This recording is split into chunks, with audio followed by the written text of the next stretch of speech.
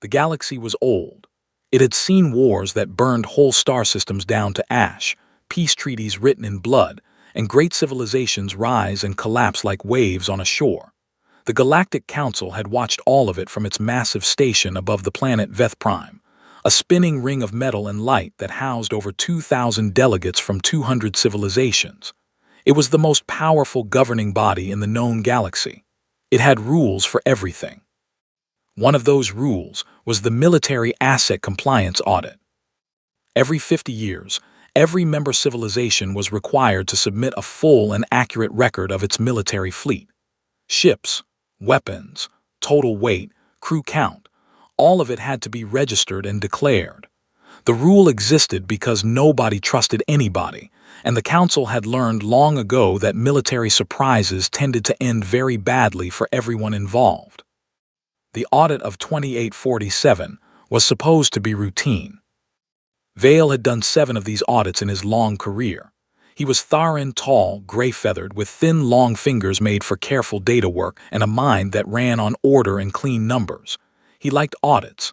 Numbers either matched or they didn't. There was no room for feelings or politics.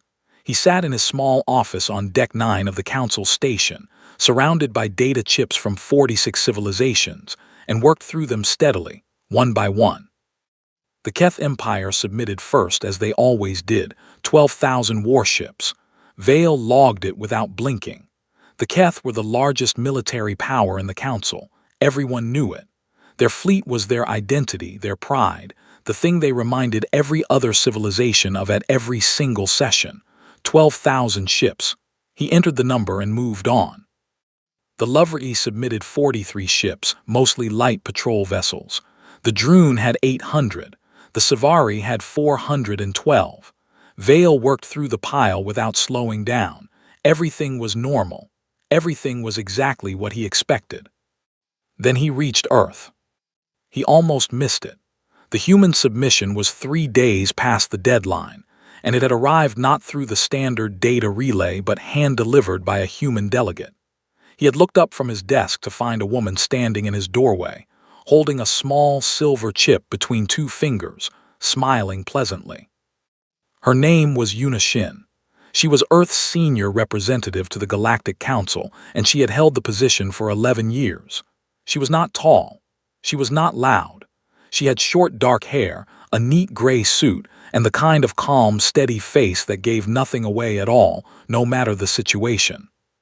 "Sorry for the delay," she said, setting the chip on his desk. "Formatting issues on our end.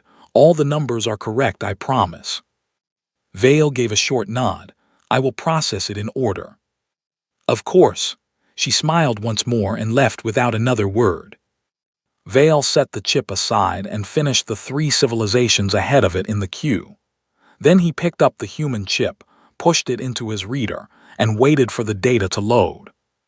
The first thing his system did was flag an error. He frowned. He checked the chip physically, no damage, no dust, no scratches. He pulled it out, cleaned the contact edge carefully, and inserted it again. The system loaded the data a second time. It flagged the same error, but this time it displayed the raw numbers beneath the warning message. Vale read them. He read them again. He leaned forward, closer to the screen, as though the distance between his eyes and the display was somehow causing the problem. Registered Dreadnought-class vessels, 521,400. He sat back very slowly. His gray feathers, which lay flat and smooth against his neck when he was calm, rose up on their own. He stared at the number on the screen. 521,400 dreadnoughts. The Keth had 12,000 and were considered by half the galaxy to be an existential military threat. Earth was claiming over 500,000. Below the dreadnought count was a second line. Support fleet, frigates, carriers, destroyers, scout vessels, classified. Below that, in the field for total warship tonnage, the system had simply returned an overflow error. It had run out of digits to display the answer. Vale sat very still for a long time. This was clearly a mistake. It had to be. Humans were a quiet species. They attended council sessions on time, voted on minor measures, paid their membership dues without complaint, and mostly stayed far away from the large political arguments that consumed the major powers. They had no territory disputes on file. They had no enemies in the council. They were, if he was being completely honest with himself, one of the least remarkable civilizations he dealt with. The kind of species you forgot was in the room until you checked the attendance list. He ran a full verification protocol. The chip was genuine. The data signature matched Earth's registered government seal exactly. The numbers had not been corrupted, altered, or entered incorrectly. The system confirmed with flat, complete certainty that the data was accurate as submitted. Vale stood up from his chair. He walked to his door and opened it. He stepped out into the hallway. He stood there for a moment, looking at nothing, his long, thin fingers very still at his sides, his mind trying to find some version of the situation that made sense. His legs stopped cooperating, and he sat down on the floor of the hallway. A junior clerk from the Savari delegation walked past and stopped, staring at him with wide, alarmed eyes. "Auditor Vale, are you unwell?" "Send an emergency message to the Grand Speaker's office," Vale said, from the floor, in a calm voice. "Tell them we have a compliance issue with the human submission." The clerk hesitated. "A compliance issue? Do you mean the numbers are wrong?" Vale thought carefully about that question. "No," he said, "tell them the numbers are right. That is the problem." Yuna Shin was in the council cafeteria when her assistant found her. She was eating a bowl of rice with a soft-boiled egg, reading a trade report about a dispute between two species she privately found exhausting. The cafeteria was mostly quiet at this hour. A few delegates from civilizations that ran on different sleep cycles. A cleaning drone humming along the far wall. The pale blue light of Veth Prime sitting wide and still in the windows behind her. Her assistant, Teal Kwon, was 26 years old and had been working this posting for exactly 4 months. He was careful and earnest and still genuinely surprised by things, which Yuna found quietly endearing. He came through the cafeteria door at a pace that was almost running but not quite, and his face told her everything before he opened his mouth. "They called an emergency session," he said, slightly out of breath. "I know," she said without looking up. "The Grand Speaker's office. Called me 20 minutes ago. Yes." She set her spoon down, folded the report neatly, and looked at him. "Teal, the audit was always going to cause a reaction. We understood that before we submitted." He stared at her. "Then, why did we submit the real numbers?" "Because the rule says we have to submit accurate numbers," she said simply, "and we follow the rules." She stood up, picked up her coffee, and nodded toward the door. "Come on.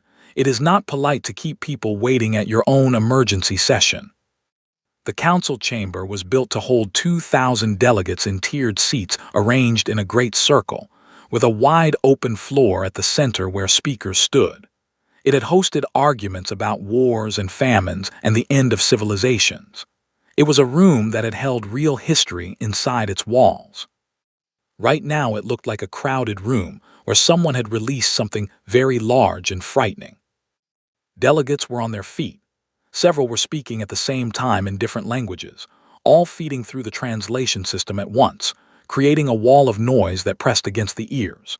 The Keth delegate, a broad, scaled figure who had not stood up without being asked to in 30 years of council sessions, was standing.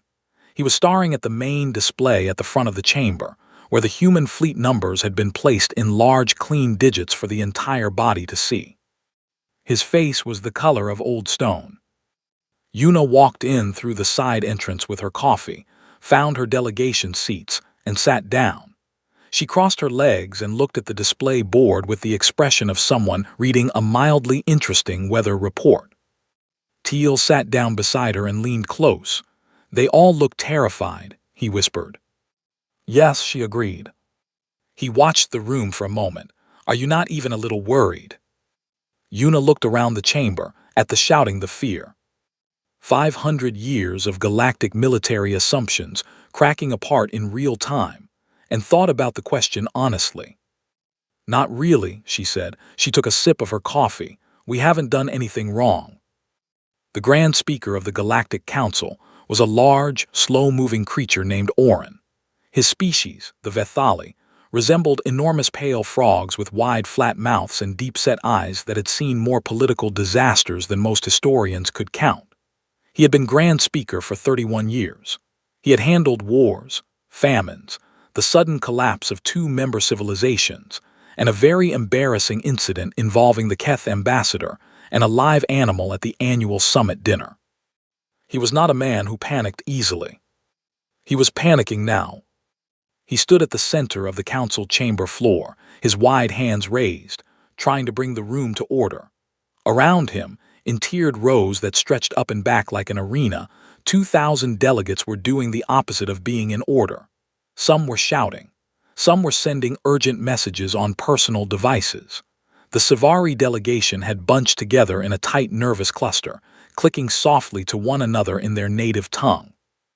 The Keth delegate, High Marshal Dren, had sat back down, but he sat very differently now, rigid, straight, with his scaled hands flat on the desk in front of him, his eyes fixed on the numbers still glowing on the main display screen. 521,400 dreadnoughts. The number just sat there, calm and enormous, while the room fell apart around it. Order! Orin's voice came through the chamber speakers with enough force to rattle the translation earpieces. This session will come to order right now, or I will clear this chamber and hold the discussion with empty seats. The noise dropped, not to silence but to a low, tense hum of whispered conversation and barely contained alarm. Delegates sat down slowly, like animals that had been spooked but hadn't fully decided to run yet. Orin straightened himself and turned toward the human delegation seats. Counselor Shin, the council requires an explanation from Earth's delegation, immediately. Yuna Shin stood. She had not rushed to stand. She rose the way a person rises when they have been sitting comfortably and are in no particular hurry, set her coffee down on the desk, smoothed the front of her jacket, and walked to the speaker's floor. The chamber watched her in complete silence. She stood at the center of the floor, alone, 2,000 alien eyes on her, and looked completely fine. Thank you, Grand Speaker. Her voice was clear and easy through the translation system. I understand the Council has questions about our fleet submission. I'm happy to answer them. Orin's wide mouth pressed flat. Are the numbers accurate? Yes. All of them. All of them. She paused. I should mention, in the interest of full accuracy, that the number we submitted was actually slightly out of date. 3 new construction runs completed last Tuesday. The current dreadnought count is closer to 522,000. We will submit the corrected figure by end of day. The chamber did not erupt this time. It went completely silent in the specific way that a room goes silent when something has happened that is too large for immediate noise. Then it erupted. Orin let it run for 45 seconds. Then he raised his hands again. Enough. The room settled back into its tense, fragile quiet. He looked at Yuna with his deep old eyes. Counselor Shin, Earth has been a member of this council for 180 years. In that entire time, your civilization has never disclosed a military fleet of any significant size. You have never engaged in territorial expansion. You have never been involved in a major armed conflict as an aggressor. You sit on mid-tier committees and you vote on resource treaties. He paused. And you have over 500,000 dreadnoughts. Yes, Yuna said. Why?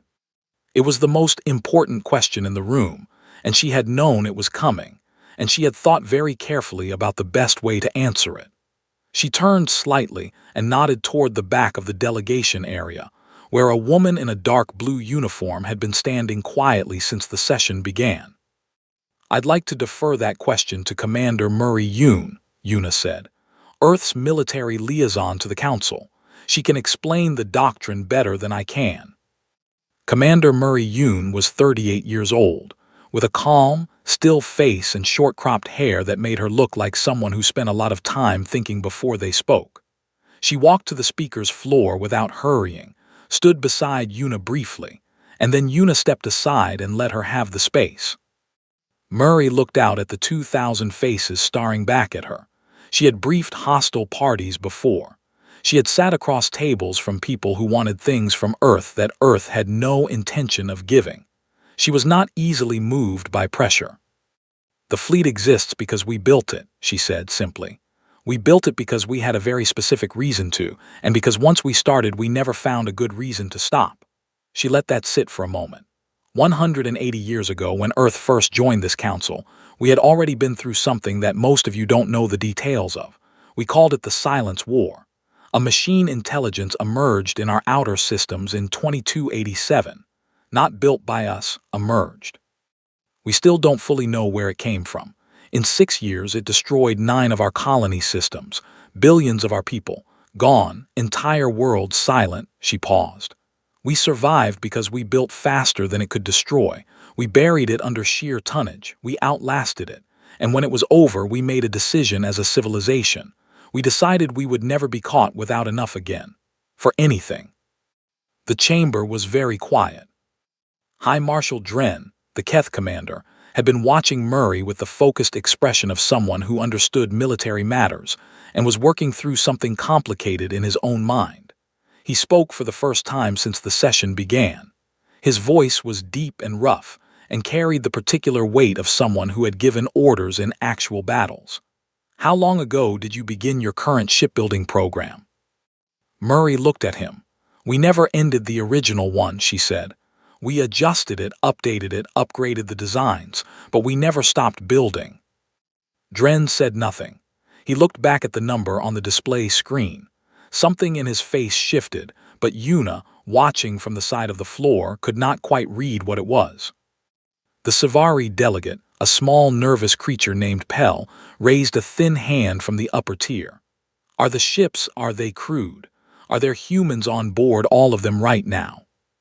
"They operate on minimal automated systems when not in active deployment," Murray said.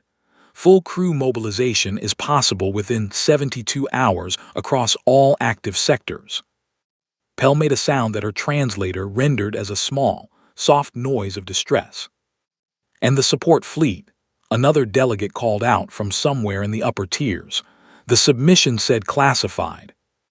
"It is classified," Murray said. "That information is internal to Earth's military command. The Dreadnought count is what the registration requirement asked for." That set off another wave of noise. Orin did not try to stop it this time. He let it roll through the chamber and waited for it to spend itself. Then he looked at Una, who had returned to stand just off the speaker's floor, and he asked the question that had been sitting under everything else since the session began. "Counselor Shin, this council needs to understand one thing above everything else. Earth has a fleet that dwarfs every other military power in the known galaxy combined, and you have said nothing about it for 180 years. You have made no demands. You have taken no territory. You have asked for nothing that another civilization wasn't willing to give freely." He stopped. "Why? What do you want?" Una looked at him for a moment. She thought about how to say it in a way that would land correctly in every language it was about to be translated into, for every kind of mind currently watching her. "We want to come home," she said. "Every human who goes out into the galaxy, every soldier, every pilot, every engineer on a deep space posting, they all want the same thing, to finish the job and come home." She let the room absorb that. "The fleet isn't pointed at anyone in this chamber. It was never pointed at you.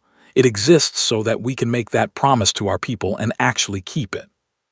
The chamber stayed quiet this time, not the panicked quiet of before, but something more uncertain, something that sat between fear and something else, something the translator systems probably didn't have a perfect word for.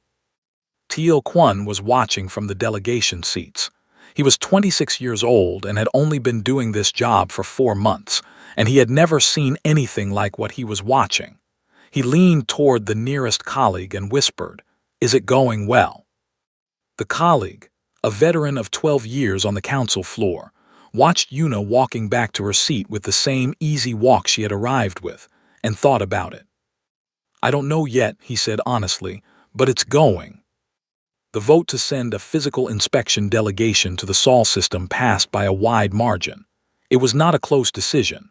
Nearly every faction in the council, regardless of how they felt about Earth, agreed on one thing: they needed to see it with their own eyes before they could decide how to feel about any of it. Numbers on a screen were one thing. The actual ships were something else entirely. Earth agreed to the inspection without any conditions or delays. Yuna Shin simply nodded when Orin announced the vote result and said, "We'll have everything ready. Let us know when the delegation wants to depart." That willingness to be inspected, the easy, unhurried quality of it, made several delegates more nervous than the fleet numbers had. The inspection delegation was made up of 11 members, chosen to represent the major political factions of the council.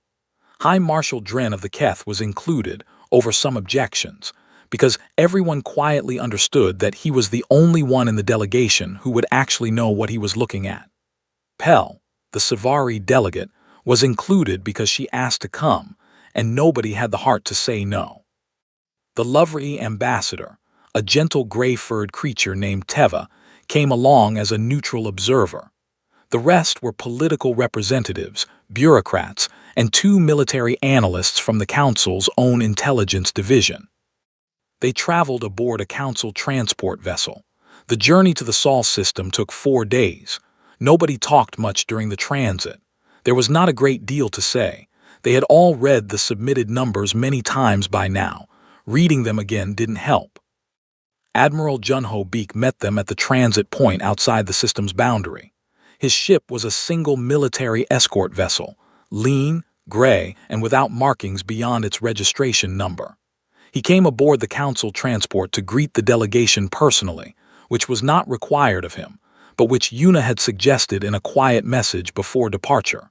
Small gestures of courtesy, she had noted, tend to cost nothing and carry weight. Junho was a compact, quiet man in his early 50s, with a face that had been out in hard vacuum environments for too many years. He had calm, dark eyes, and very little to say when he didn't need to say anything. He greeted each delegate by name, which surprised several of them, since they had not expected him to have done that preparation. He shook hands where hands were the appropriate custom, made a slight bow where it was not, and then led them back to the council transport's observation deck. "We'll approach from above the plane," he said. "You'll see the outer formations first. I thought that would give you the best view." Nobody asked what he meant by outer formations. They found out 20 minutes later. The transport dropped out of faster-than-light travel above the orbital plane of the solar system, still well outside Jupiter's path around the sun. The observation deck's windows ran the full width of the ship, and every member of the delegation was standing at them when the view resolved.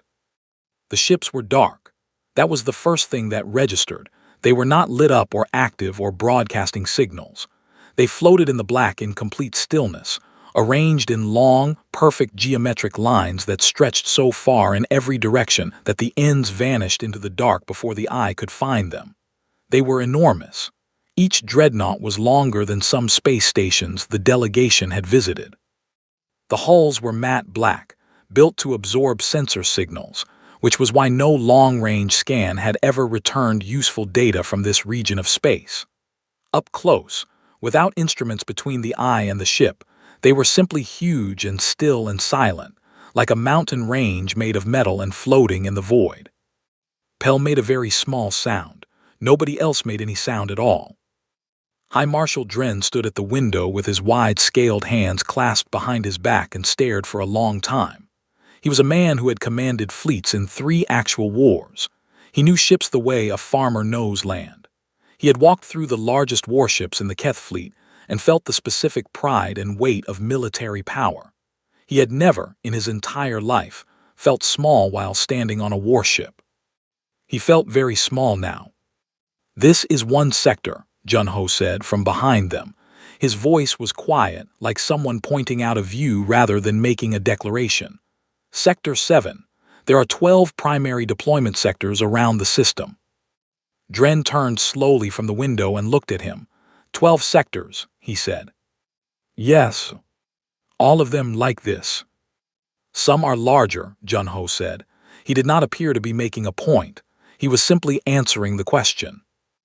They traveled inward toward Jupiter itself, and as they descended toward the great banded planet, the full scale of the Jupiter shipyard ring became visible, a structure that circled the planet like a second set of rings, enormous beyond easy description, lit from within by the continuous glow of active construction. Even now, even during an official inspection, the yards were running. Ships were being built. Hana Lim was already waiting for them in the docking bay of Orbital Station Incheon 7, which sat at the top of the Jupiter ring like a command post above a city.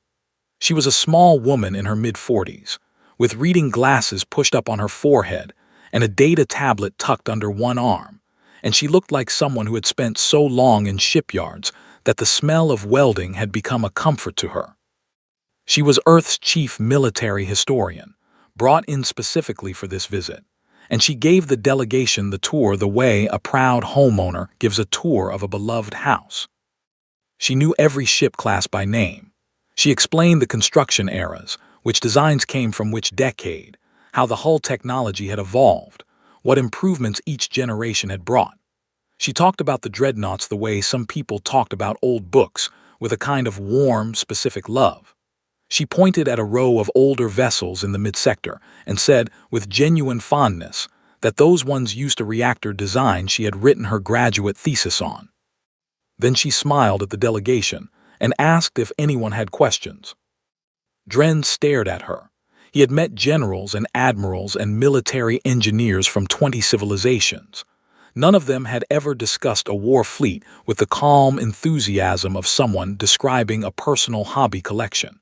He did not know how to process it. Junho led Dren to a wide observation window at the far end of the station, away from the rest of the group.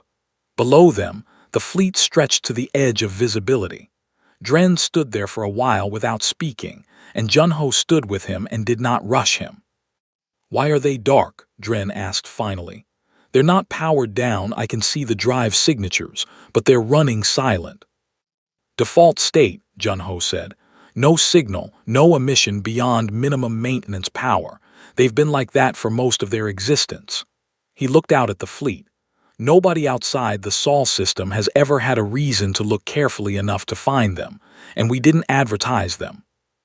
Dren was quiet again. Then he asked a different question, the one that had been forming in the back of his mind since the council session. "How many of your people have died in space, total, in your history?" Junho looked at him. He did not hesitate, he told him the number. It was not a number Dren had expected. It was the kind of number that had weight, real weight, the kind you felt somewhere in the chest when you heard it and understood what it meant. Colonies lost, ships lost, crews lost to machine intelligences and unknown phenomena, and the simple brutal difficulty of being a species that had pushed into the galaxy before the galaxy was ready to welcome them. Dren looked back out at the fleet. The dark, still ships, the quiet rows, the construction yards below, still running, always running. He understood it now. He didn't like it the way you like something comfortable. He understood it the way you understand a fact about the world that changes how you read everything that came before it. The fleet wasn't there to threaten anyone. It was there because grief had been poured into it for generations, and pride, and a stubborn refusal to ever again be the civilization that couldn't protect its own people. "We have a saying in the Keth military," Dren said after a moment. "A warrior who has lost nothing has not yet learned what they are fighting for." Junho nodded once. He didn't say anything else. They stood there together at the window, a Keth general and a human admiral, looking out at 500,000 dark and silent ships floating above a gas giant, and neither of them needed to say anything more.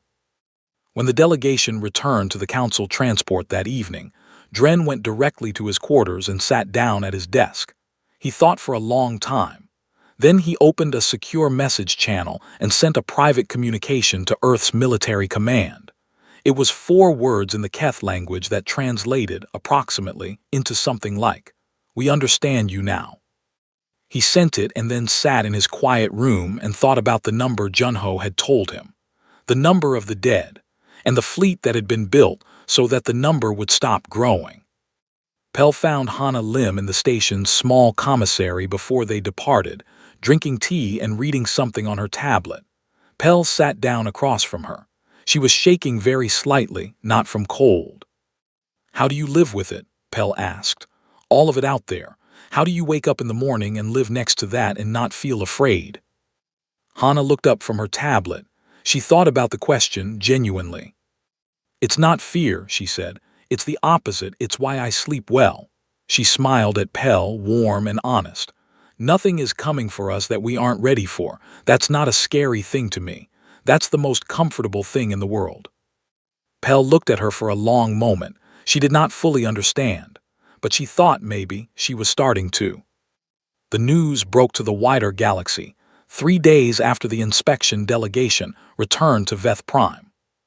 Nobody was sure exactly who leaked it first.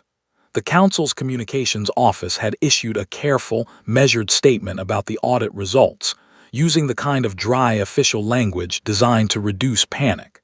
It did not reduce panic. What reduced panic was not in the Council's toolbox right now, because what was needed was a different reality, and the Council could not supply that. By the time Yuna Shin sat down at her desk on the morning of the fourth day, the Galactic Information Networks had been running the story for 48 straight hours. 522,000 Dreadnoughts. The humans. The quiet ones. The ones who sat in the back row and voted on resource treaties. 522,000 Dreadnoughts. The reaction across the galaxy had split into 3 very distinct groups, and Yuna's head of intelligence, Seung-yi, laid it out for her over breakfast in his usual flat, factual way. Seung-yi was 51 years old and had been doing intelligence work since he was 26. He had a thin face, a short gray beard, and the general energy of a man who found most things mildly predictable and was rarely surprised. He sat across from Yuna with a cup of black coffee and a data pad and delivered his briefing the way a doctor delivers a diagnosis, clearly, without unnecessary drama, but without leaving anything important out. 3 factions, he said. The first is the Fearful Bloc, led loudly by the Ventii Confederation and the Droon Republic, both of whom have been in long-standing competition with the Keth and are now discovering that there is something much larger than the Keth to worry about. They are calling for Earth to be sanctioned. They want a cap on human military assets, an enforced decommissioning schedule, and an independent council committee to oversee Earth's shipyards going forward. He turned a page on his pad. They will push this to a formal vote. Yuna nodded, and the second group. The Pragmatic Bloc. 14 civilizations, including the Marin Trade Union and the Hesari Alliance, who have already sent diplomatic requests to Earth. All of them want the same basic thing. They want to be associated with us. Trade agreements, mutual defense clauses, cultural exchange programs. Some of them are very creative about what they're calling it so it doesn't look like what it obviously is. What is it obviously? Teal asked from the corner of the room where he had been taking notes. Protection, Seung-yi said simply. They want to be on the right side of the situation. He moved to the third section of his briefing. The third group is the one the first group is most angry about. 47 small civilizations, most of them long-standing members who have been quietly dealt with unfairly by larger council powers for decades. They have sent a joint public message of support to Earth. Yuna looked up from her coffee. 47. They've never voted together on anything in the council's history, Seung-yi said. Most of them barely know each other, but apparently having a reason to stand together was all they needed.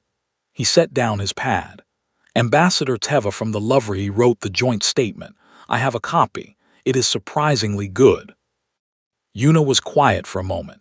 She looked out the window of her office at the pale light of Veth Prime's sun coming through the station's outer viewport. She had known something like this would happen. She had thought about it, prepared for it, briefed Earth's government on the likely shape of it. But seeing it actually take form, the fearful ones and the seekers and the 47 who had been waiting for something without knowing what, it was different from the model she had built in her head. What are the fearful ones doing with their fleets? She asked. Seung-yi picked up his pad again. 3 of the loudest voices in the sanctions bloc have repositioned their military assets closer to home. Nothing aggressive, just pulling back, getting their ships within home system range. Good, Yuna said. Teal looked at her. Why is that good? Because it means they're scared enough to protect themselves but not scared enough to do something stupid. She stood and picked up her jacket. We have a session in an hour. Let's not be late. The council session that day was behind closed doors. No public broadcast. No outside observers. Just the main member delegations and Grand Speaker Orin at the center floor, with the weight of a galaxy's worth of anxiety in the room.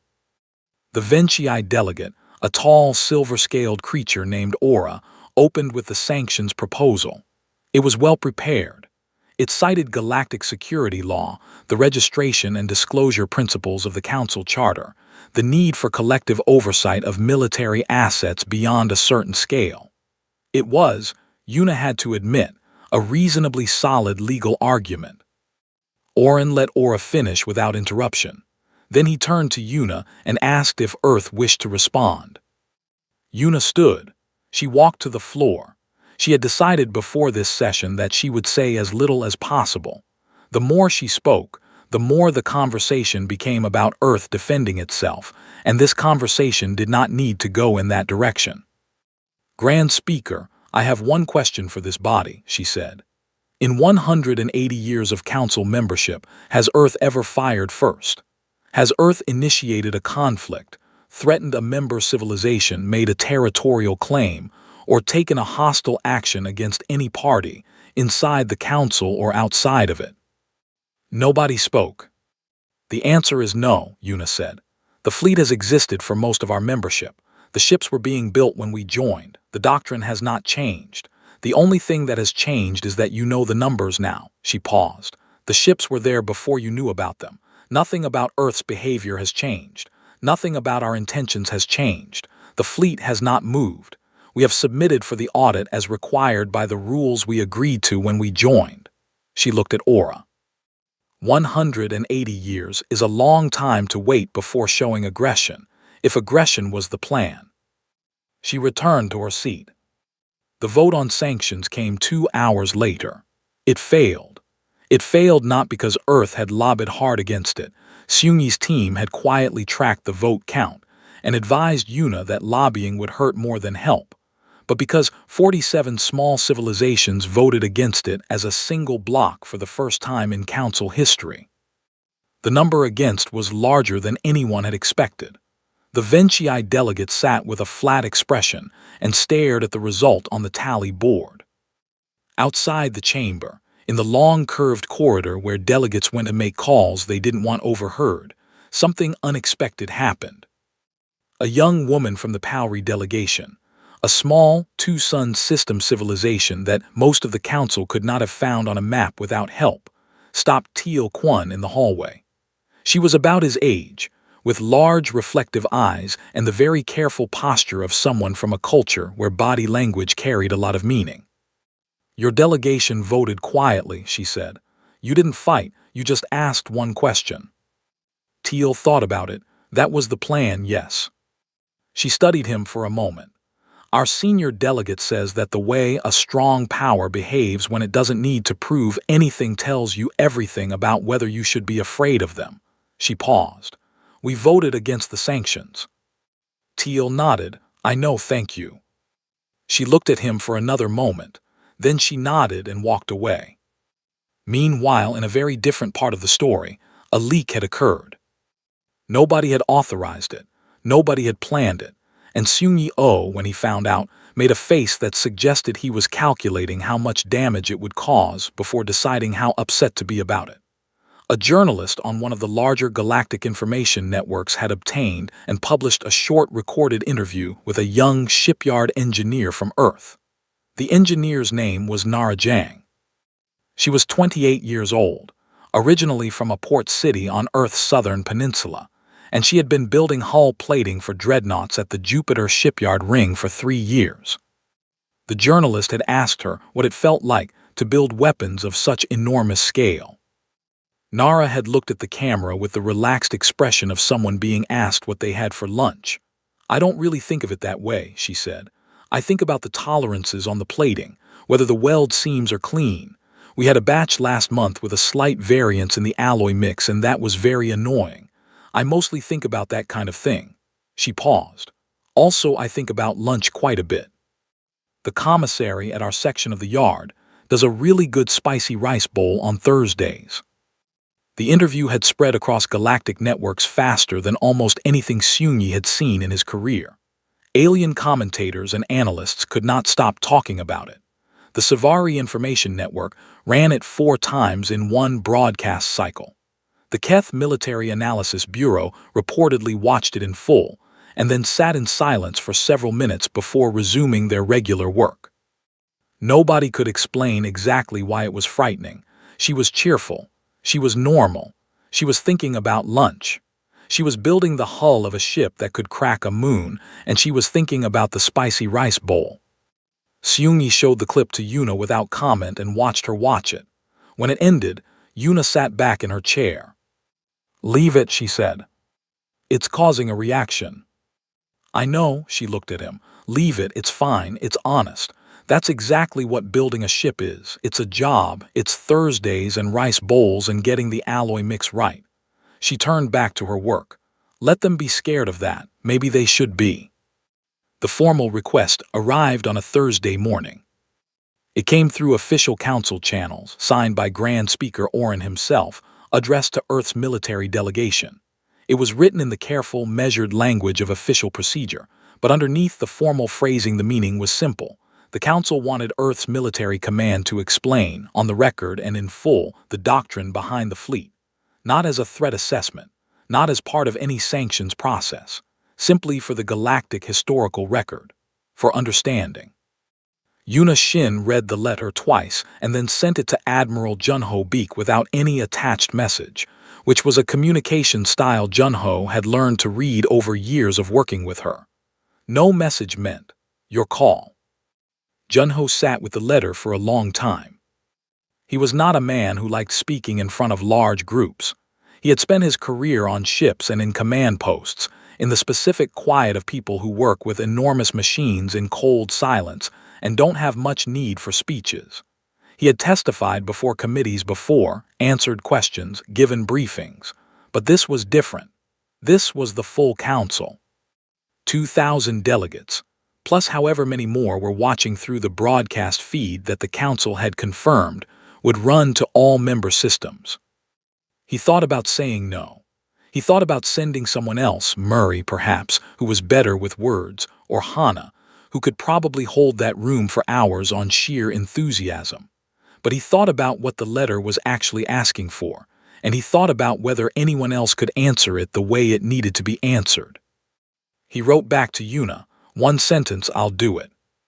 She responded 2 minutes later, "Also 1 sentence, I know you would." The session was set for the following week. In the days before it, Junho did not prepare a speech in the traditional sense. He did not write out paragraphs or practice in front of a mirror.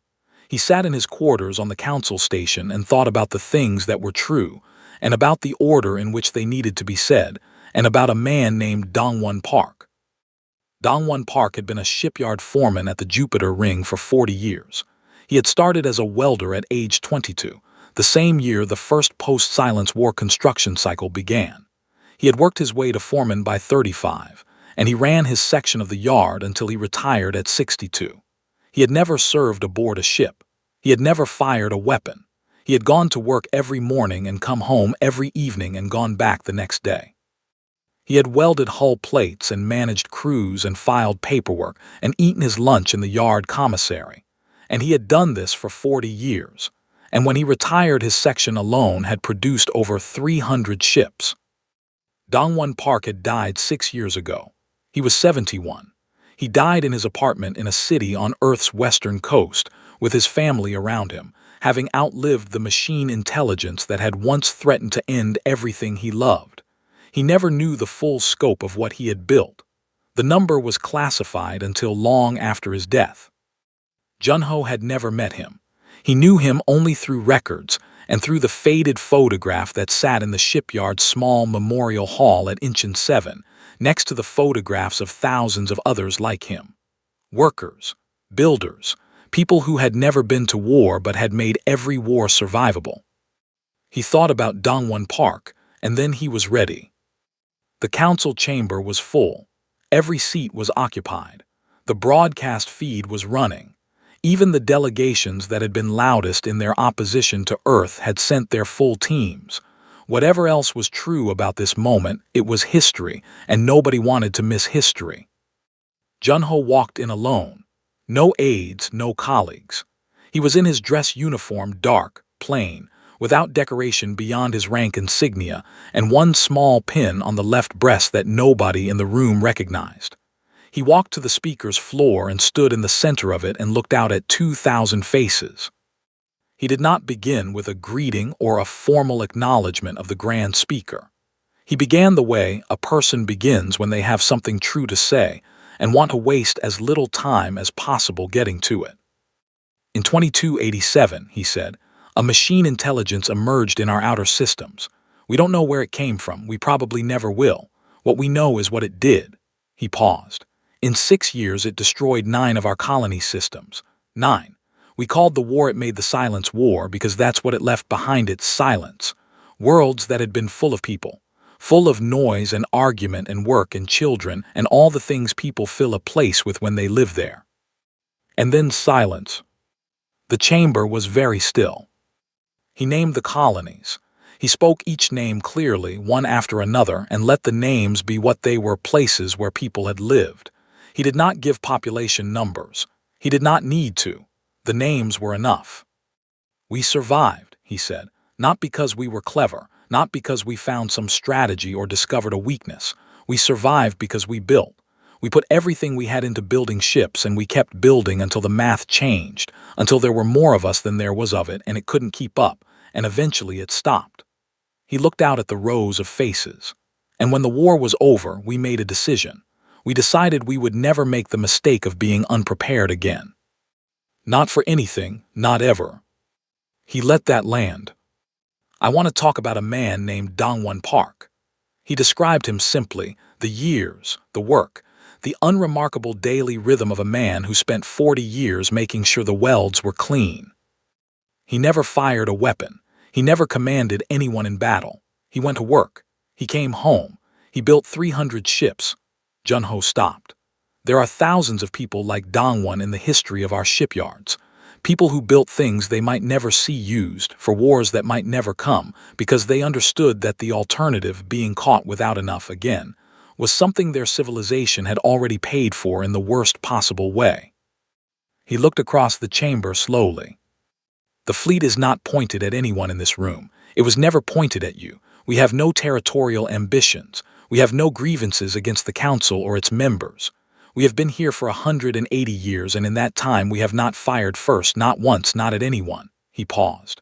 What we have is a promise we made to our own people after the Silence War. We told them we will not let this happen again. We will build enough. We will always build enough. And we will keep that promise as long as we exist as a civilization.